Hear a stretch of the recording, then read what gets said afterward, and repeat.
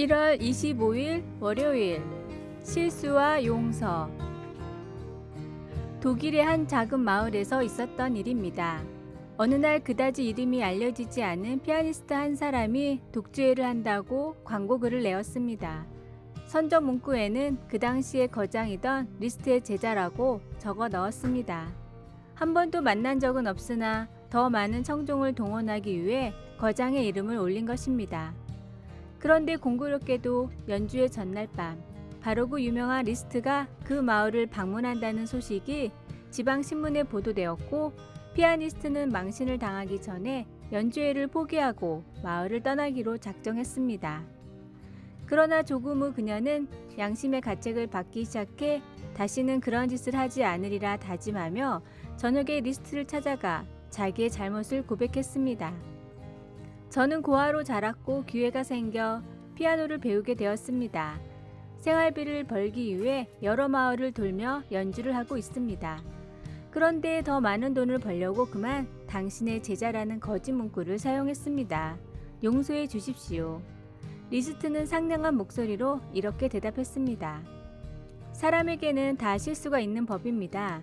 용서를 구하니 기꺼이 용서해 드립니다. 그런데 어떤 곡을 준비했는지 한번 듣고 싶군요. 여인은 부끄러움을 무릅쓰고 준비한 곡을 연주했습니다. 리스트는 중간중간 조언을 해주면서 결국은 잘했다고 칭찬까지 했습니다. 그리고는 이렇게 말했습니다. 당신은 내게 조금이라도 배웠으니 이제 내 제자입니다. 예정된 독주회를 하세요. 그리고 이번엔 특별히 스승도 직접 연주하겠다고 하십시오. 자신의 죄를 알고 솔직하게 반성하는 것은 용서를 부릅니다. 그리고 그에 향한 대가도 함께 옵니다. 자기 죄를 모르는 것만큼 불행한 것은 없습니다. 인간의 죄를 지고 가는 예수님을 헤아린다면 이미 용서받은 삶이 될 것입니다.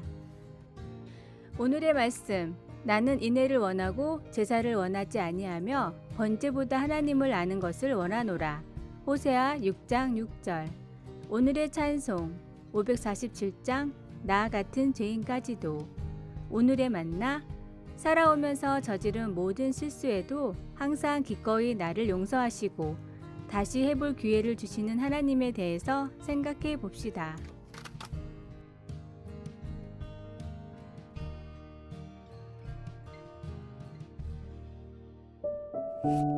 (1월 26일) 화요일. 의문을 가지고 예배드리기. 언제 도착하나요? 혹은 얼마나 더 가야 하나요? 단체로 긴 혹은 짧은 여행을 할 때 일행들이 흔히 묻는 말들입니다. 목적지에 빨리 도착하기를 바라는 아이나 어른이 하는 그런 흔한 질문을 들어보지 않은 사람이 누가 있을까요? 그러나 나이와 상관없이 사람들은 끝이 없어 보이는 삶의 어려운 문제들로 지칠 때 비슷한 질문을 곧잘 합니다. 시편 13편의 다윗의 경우가 바로 그렇습니다. 다윗은 잊히고 버림받고 패배한 것 같은 느낌이 들어 2개의 절에서 4번이나 어느 때까지이니까 라고 부르짖습니다. 2절에서는 마음에 근심하기를 어느 때까지 하오며 라고 묻고 있습니다. 이런 비통한 심정이 표현되어 있는 시편들은 우리도 우리 자신의 의문들을 가지고 예배하며 주님께로 나올 수 있다는 것을 암시해 줍니다. 결국 스트레스와 긴장 상태가 오래 갈 때 우리가 털어놓고 이야기할 사람 중에 하나님보다 더 나은 분이 따로 있을까요? 우리는 질병이나 슬픔, 사랑하는 사람의 방탕, 그리고 여러 가지 인간관계의 어려움에서 오는 고민거리들을 하나님께 가지고 나올 수 있습니다. 우리에게 의문이 있다고 해서 예배가 중단될 필요는 없습니다. 하늘의 주권자이신 하나님은 걱정으로 가득한 의문들을 가지고 나오는 우리를 환영하십니다. 다윗의 경우처럼 아마도 때가 되면 우리의 의문들도 간청과 주님을 신뢰하고 찬양하는 표현으로 바뀌게 될 것입니다. 말씀, 나는 오직 주의 사랑을 의지하였사오니 나의 마음은 주의 구원을 기뻐하리이다. 시편 13편 5절. 찬송 365장 마음속에 근심 있는 사람. 기도, 주님, 제게 의문이 있다고 해서 예배하는 것을 멈추지 않고 의문을 지닌 채로 주님을 예배할 수 있게 하시니 감사합니다. 아멘.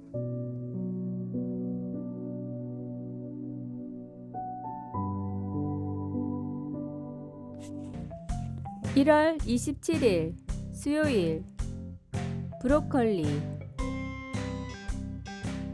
우리나라 사람들이 콩나물을 즐겨 먹듯이 미국 사람들은 식사 때마다 브로콜리를 즐겨 먹습니다. 육식을 주로 하는 미국인에게는 이 브로콜리가 필수적인 건강식품입니다. 그런데 한 번은 조지 부시 대통령이 자기 식당의 종업원에게 이처럼 당부를 했습니다. 내가 먹는 음식에는 브로콜리를 넣지 말게나. 그만 이 소문이 미국 전역에 퍼졌습니다. 대통령이 그 말을 한 이후로 어린 아이들이 브로콜리를 먹으려 들지 않았습니다.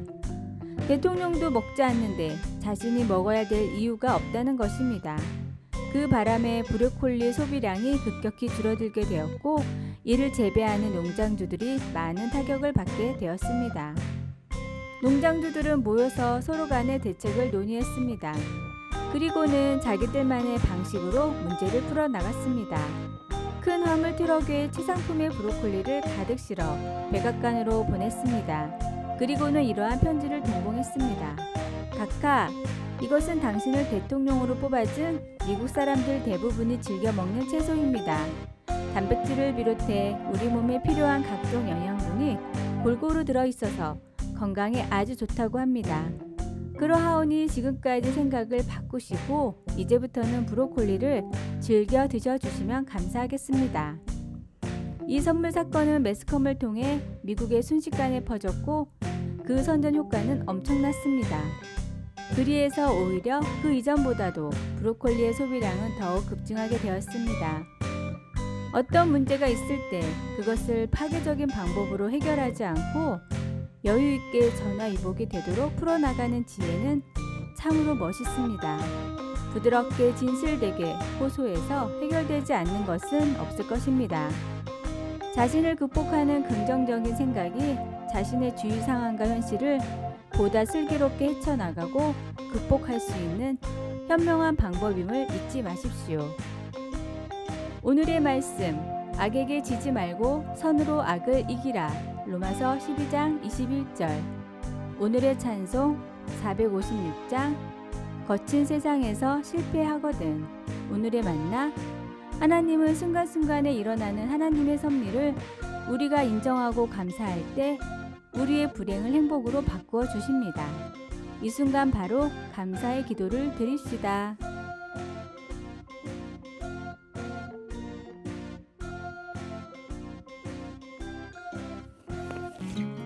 1월 28일 목요일.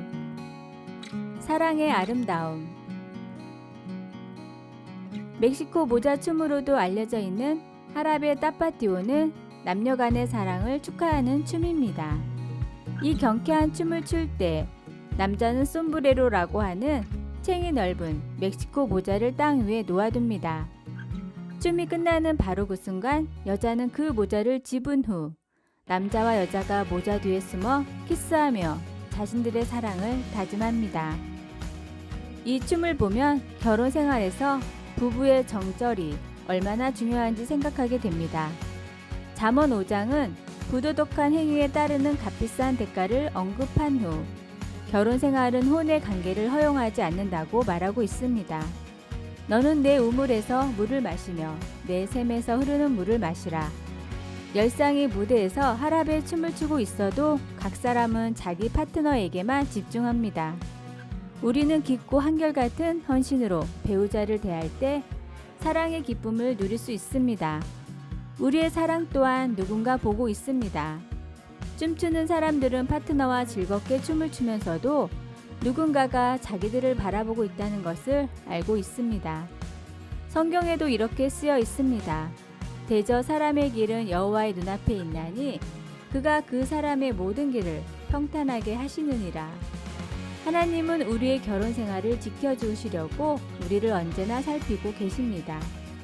우리가 부부 생활의 정절을 보여줌으로써 주님을 기쁘시게 할 수 있기를 바랍니다. 바로 그 하랍의 춤에서와 같이 인생에도 따라야 할 리듬이 있습니다. 우리가 결혼을 했든 하지 않았든 하나님께 충성하면서 그분의 리듬을 따라 살아갈 때 우리는 삶의 축복과 기쁨을 누리게 될 것입니다. 말씀. 내 셈으로 복되게 하라. 내가 젊어서 취한 아내를 즐거워하라. 잠언 5장 18절. 찬송 303장 날 위하여 십자가의. 기도. 저를 구원하시는 하나님의 능력에 감사드립니다. 제 모든 필요를 채워주시는 하나님을 신뢰할 수 있게 도와주소서. 아멘.